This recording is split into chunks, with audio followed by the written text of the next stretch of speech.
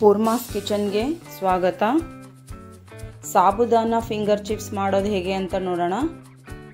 ತುಂಬಾ ಈಸಿಯಾಗಿ ನೀವು 5 ರೂಪೀಸ್ ಕೊಟ್ಟರೆ 4-5 ಚಿಪ್ಸ್ ಬರ್ತವೆ. ಆದರೆ ನೀವು 5 ರೂಪಾಯಿದಲ್ಲಿ ಈ ಥರ ಚಿಪ್ಸ್ನ ಮಾಡ್ಕೋಬೋದು. ನೋಡಿ ಎಷ್ಟು ಕ್ರಿಸ್ಪಿಯಾಗಿ ಸ್ಮೂತಾಗಿ ಬಂದಿದೆ ಅಂತ. ಈ ಗ್ಲಾಸ್ ಅಳತೆಯಲ್ಲಿ ನಾನು 2 ಗ್ಲಾಸಷ್ಟು ಸಾಬುದಾನನ 2 ನೀರು ಹಾಕಿ ರಾತ್ರಿ ಎಲ್ಲ ನೆನೆಸಿಟ್ಕೊಂಡಿದ್ದೀನಿ. 1 ಅಳತೆಗೆ 2 ನೀರು. ಇದಕ್ಕೆ ಬೇಯಿಸಿದ 1-2 ಆಲೂಗಡ್ಡೆ, ಮೀಡಿಯಮ್ ಸೈಜ್ದು ಜೀರಿಗೆ. ಈಗ ದಪ್ಪ ತಳದ ಪಾತ್ರೆಗೆ ನಾನು ಈ ಒಂದು ಸಾಬುದಾನನ ಹಾಕಿ 1-2 ಅಳತೆ ನಾವೇನು ತೊಗೊಂಡಿದ್ವಲ್ಲ ಆ ಗ್ಲಾಸಲ್ಲಿ 2 ಗ್ಲಾಸಷ್ಟು ನೀರು ಹಾಕ್ಕೊಂಡ್ಬಿಡೋಣ.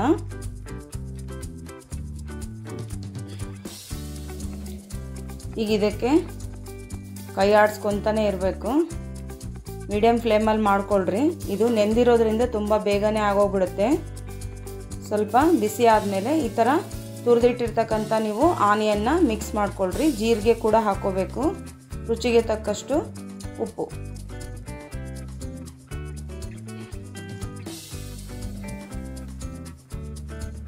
ಹಾಕಿ ಚೆನ್ನಾಗಿ ಕೈ ಆಡಿಸ್ತಾನೆ ಇರಬೇಕು.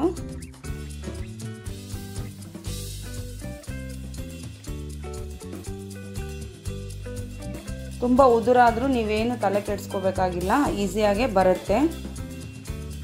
ನೋಡಿ ಈ ಥರ ನೀವು ಪ್ರೆಸ್ ಮಾಡಿ ನೋಡಿದರೆ ಸಾಬುದಾನ ಬೆಂದಿರೋದು ಗೊತ್ತಾಗುತ್ತೆ. ಅದು ಎಷ್ಟು ಚೆನ್ನಾಗಿ ಸ್ಮೂತಾಗಿ ಆಗಿರುತ್ತೋ ನಿಮಗೆ ಚಿಪ್ಸ್ ಕೂಡ ಅಷ್ಟೇ ಚೆನ್ನಾಗಿ ಸ್ಮೂತಾಗಿ ಕ್ರಿಸ್ಪಿಯಾಗಿ ಬರ್ತವೆ. ಬಿಸಿಲಲ್ಲಿ ಒಂದು ಪ್ಲಾಸ್ಟಿಕ್ನ ಎಣ್ಣೆ ಸವರ್ಬಿಟ್ಟು ಈ ಥರ ನೀವೊಂದು ಗ್ಲಾಸಿಗೆ ಹಾಲಿನ ಕವರ್ನ ಹಾಕ್ಕೊಂಡು ನಾವು ಮಾಡಿರ್ತಕ್ಕಂಥ ಮಿಶ್ರಣನ ಅದಕ್ಕೆ ಫಿಲ್ ಮಾಡಿ ಕವರ್ನ ಕಾರ್ನರ್ನಲ್ಲಿ ಈ ಥರ ಸ್ವಲ್ಪ ಕಟ್ ಮಾಡ್ಕೊಳ್ಳಿ. ಚಿಪ್ಸ್ ಹಾಕಲಿಕ್ಕೆ ನಿಮಗೆ ಎಷ್ಟು ಸೈಜ್ ಬೇಕೋ ಅಷ್ಟು ಸೈಜ್ ಕಟ್ ಮಾಡ್ಕೊಳ್ರಿ. ಇದಕ್ಕೆ ಬೇಕಂದರೆ ನೀವು ರಬ್ಬರ್ ಕೂಡ ಹಾಕ್ಕೋಬೋದು. ಈಗ ಈ ಥರ ಪ್ರೆಸ್ ಮಾಡ್ತಾ ಹೋದರೆ ಅದು ಚಿಪ್ಸ್ ಈ ಥರ ಬರ್ತವೆ. ನಿಮಗೆ ಯಾವ ಸೈಜ್ ಬೇಕು, ಇನ್ನೂ ಉದ್ದ ಬೇಕಂದರೆ ನೀವು ಹಾಕ್ಕೋಬೋದು. ತುಂಬ ಉದ್ದ ಹಾಕ್ಕೊಂಡ್ರೆ ನೀವು ಡೀಪ್ ಫ್ರೈ ಮಾಡುವಾಗ ಸಮಸ್ಯೆ ಆಗುತ್ತೆ.